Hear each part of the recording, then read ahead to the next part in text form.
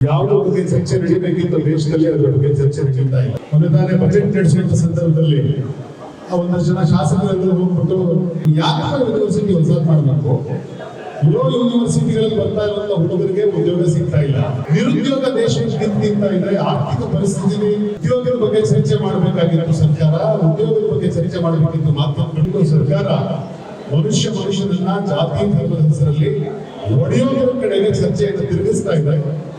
ಅನ್ಯಾಯ ಅಥವಾ ಫೇಲ್ಯೂರ್ಸ್ ಗಳನ್ನ ಮುಖ್ಯರಲ್ಲಿ ಭಾಗವಹಿಸಿದ್ದಾರೆ. ಅವ್ರು ಹೇಳಿದ್ರು ನಾನು ಎಲ್ಲರೂ ಮುಸ್ಲಿಂ ಮಾತ್ರ ಮನೆಗೂ ಹೋಗಿಲ್ಲ, ಅವ್ರ ಮನೆಯಲ್ಲಿ ನನಗೆ ಯಾವುದೇ ಸಂಪರ್ಕ ಇಲ್ಲ, ನಾನು ಊಟ ಮಾಡೋದಕ್ಕೆ ಅಂತ ಬಂದೆ, ಖಂಡಿತವಾಗಿ ಮಾತಾಡೋದಕ್ಕೆ ಅಂತ ಬರಲಿಲ್ಲ. ನಾನು ಅದಕ್ಕೆ ಪಕ್ಕ ಲತೀಫ್ ಸರ್ ಕೇಳ್ತಿದ್ದೆ, ಇದು ಹಿಂಗೆ ಮಾತಾಡಿತಾ ಇರುತ್ತೆ ಊಟ ಯಾವಾಗ ಅಂತ ಹೇಳಿ. ಸೊ ಹೀಗಾಗಿ ಜಾಸ್ತಿ ಮಾತಾಡಿದ್ರೆ ಬಹುಶಃ ಇದು ಮಾತಾಡುವ ವೇದಿಕೆ ಅಲ್ಲ. ಅದಕ್ಕೆ ಅನಿಪುರ ಹೇಳ್ತಾರೆ, ನೀವು ಮಾತಾಡಲಿಲ್ಲ ಅಂದ್ರೆ ಊಟ ಕೊಡಲ್ಲ, ಹಂಗೆ ಕಳಿಸ್ತೀವಿ ಅಂತ. ಹೆಚ್ಚು ಮಾತಾಡೋದೇನಿಲ್ಲ. ದೇಶ ಬಹುಶಃ ಇವತ್ತು ಬಹಳ ಒಂದು ಸಂದಿಗ್ಧವಾದ ಪರಿಸ್ಥಿತಿಯಲ್ಲಿದೆ. ಯಾವುದ್ರ ಬಗ್ಗೆ ಚರ್ಚೆ ನಡೀಬೇಕಿತ್ತು ದೇಶದಲ್ಲಿ ಅದರ ಬಗ್ಗೆ ಚರ್ಚೆ ನಡೀತಾ ಇಲ್ಲ.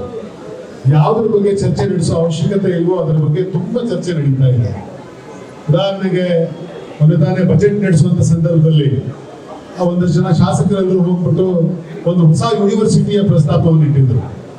ಅಲ್ಲೇ ಇದ್ದಂತ ಒಬ್ಬ ಹಿರಿಯ ಮಂತ್ರಿ ಅವರು ಮಾತಾಡ್ಬೇಕಾದ್ರೆ ಒಂದು ಮಾತು ಹೇಳಿದ್ರು, ಯಾಕಪ್ಪ ಯೂನಿವರ್ಸಿಟಿ ಹೊಸದ್ ಮಾಡಬೇಕು, ಇರೋ ಯೂನಿವರ್ಸಿಟಿಗಳಲ್ಲಿ ಬರ್ತಾ ಇರುವಂತ ಹುಡುಗರಿಗೆ ಉದ್ಯೋಗ ಸಿಗ್ತಾ ಇಲ್ಲ, BA ಮಾಡಿದ್ರೆ ಉದ್ಯೋಗ ಸಿಗಲ್ಲ, BCom ಮಾಡಿದ್ರೆ ಉದ್ಯೋಗ ಸಿಗಲ್ಲ, BCom ಮಾಡಿದ್ರೆ ಉದ್ಯೋಗ ಸಿಗಲ್ಲ, MBA ಮಾಡಿದ್ರೆ ಉದ್ಯೋಗ ಸಿಗಲ್ಲ, AI ಬಂದಿದೆ, ಇನ್ನ ಇಂಜಿನಿಯರಿಂಗ್ ಮಾಡಿದ್ರು ಉದ್ಯೋಗ ಸಿಗಲ್ಲ.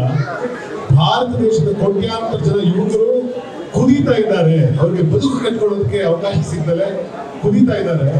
ನಿರುದ್ಯೋಗ ದೇಶವನ್ನು ಕಿತ್ತಿಂತ ಇದೆ, ಆರ್ಥಿಕ ಪರಿಸ್ಥಿತಿ, ಆರ್ಥಿಕ ಅಸಮಾನತೆಗಳು ದೇಶವನ್ನು ಕಿತ್ತಿಂತ ಇದೆ. ಇಂತಹ ಸಂದರ್ಭದಲ್ಲಿ ಉದ್ಯೋಗದ ಬಗ್ಗೆ ಚರ್ಚೆ ಮಾಡಬೇಕಾಗಿತ್ತು ಸರ್ಕಾರ, ಉದ್ಯೋಗದ ಬಗ್ಗೆ ಚರ್ಚೆ ಮಾಡಬೇಕಿತ್ತು ಮಾಧ್ಯಮಗಳು, ಆರ್ಥಿಕ ಪರಿಸ್ಥಿತಿಯನ್ನು ಸುಧಾರಣೆ ಮಾಡೋದ್ರ ಬಗ್ಗೆ ಚರ್ಚೆ ಮಾಡಬೇಕಿತ್ತು ಮಾಧ್ಯಮಗಳು, ಭೂಮಿ ಹಕ್ಕುಗಳನ್ನು ಕಳ್ಕೊಂಡು ಹೋರಾಟ ಮಾಡ್ತಿರೋರಿಗೋಸ್ಕರ ಚರ್ಚೆ ಮಾಡಬೇಕಿತ್ತು ಮಾಧ್ಯಮಗಳು, ಸರ್ಕಾರಗಳು. ಆದ್ರೆ ಇದೆಲ್ಲವನ್ನೂ ಬಿಟ್ಟು ಸರ್ಕಾರ ಮನುಷ್ಯನನ್ನ ಜಾತಿ ಧರ್ಮದ ಹೆಸರಲ್ಲಿ ಒಡೆಯೋದ್ರ ಕಡೆಗೆ ಚರ್ಚೆಯನ್ನು ತಿರುಗಿಸ್ತಾ ಇದೆ. ಯಾಕೆ ಅಂತಂದ್ರೆ ಅದರಿಂದ ಇವರು ಮಾಡ್ತಿರುವ ಅನ್ಯಾಯ ಅಥವಾ ಇವರು ಫೇಲ್ಯೂರ್ಸ್ ಗಳನ್ನ ಮುಚ್ಚಿಟ್ಕೊಳ್ಳುವಂತ ಹುನ್ನಾರ ನಡೀತಾ ಇದೆ. ಸೊ ಹೀಗಾಗಿ ಧರ್ಮ ಮನುಷ್ಯನನ್ನ ವಿಕಾಸದ ಕಡೆಗೆ ಕರ್ಕೊಂಡು ಹೋಗ್ಬೇಕಾಗಿತ್ತು, ಆದ್ರೆ ಧರ್ಮ ರಾಜಕಾರಣಕ್ಕೋಸ್ಕರ ಮನುಷ್ಯರನ್ನ ಒಡೆಯೋದಕ್ಕಾಗಿ ಒಂದು ಆಯುಧವಾಗಿ ಬಳಕೆ ಆಗ್ತಾ ಇದೆ. ಸೊ ವಿಶೇಷವಾಗಿ ಇಂಥ ಸೌಹಾರ್ದ ಇಫ್ತಿಯಾರ್ ಕೂಟಗಳು ಎಷ್ಟೋ ಮನುಷ್ಯರ ಮನಸ್ಸಿನಲ್ಲಿ ಇರುವಂತ ವಿಷಯವನ್ನ ತೊಳೆಯೋದಕ್ಕೆ ಇವತ್ತು ನನ್ನ ಜೊತೆ ಒಂದು 4 ಜನ ಹೊಸಬರು ಬಂದಿದ್ದಾರೆ ಸರ್. ಆ 4 ಜನ ಕೇಳಿದೆ, ನೀವು ಯಾವತ್ತಾದ್ರೂ ಇಫ್ತಿಯಾರಲ್ಲಿ ಭಾಗವಹಿಸಿದ್ರ ಅಂತ. ಅವ್ರು ಹೇಳಿದ್ರು, ನಾವು ಯಾವತ್ತೂ ಮುಸಲ್ಮಾನರ ಮನೆಗೂ ಹೋಗಿಲ್ಲ ಅಂತ. ನನ್ನ ಜೊತೆ ಬಂದಿರೋ 4 ಜನರನ್ನ ನಾನು ಕೇಳಿದೆ, ನೀವು ಇಫ್ತಿಯಾರಲ್ಲಿ ಭಾಗವಹಿಸಿದ್ದೀರಾ ಅಂತ.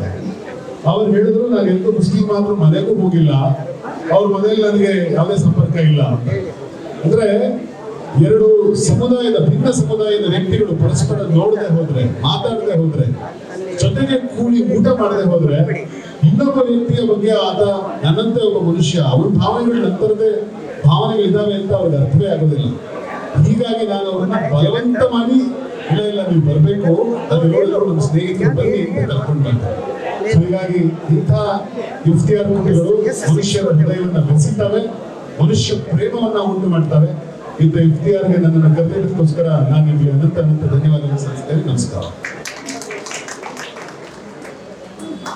ಹೆಚ್ಚಿನ ವಿಡಿಯೋಗಳಿಗೆ ಪ್ರತಿಧ್ವನಿ ಯೂಟ್ಯೂಬ್ ಚಾನೆಲ್ ಸಬ್ಸ್ಕ್ರೈಬ್ ಮಾಡಿ, ಬೆಲ್ ಐಕಾನ್ ಕ್ಲಿಕ್ ಮಾಡಿ.